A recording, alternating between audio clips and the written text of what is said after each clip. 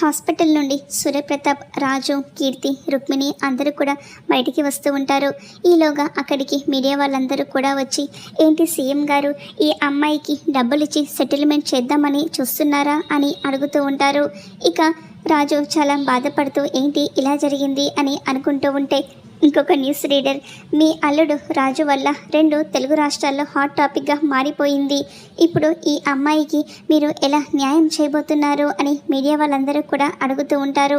ఇంతలో సూర్యప్రతాప్, ఈ అమ్మాయి కీర్తికి నా అల్లుడు రాజుకు పెళ్లి చేయబోతున్నాను నిర్ణయించాను అని సూర్యప్రతాప్ చెప్పేసరికి రాజు, రుక్మిణి షాక్ అయిపోతూ ఉంటారు.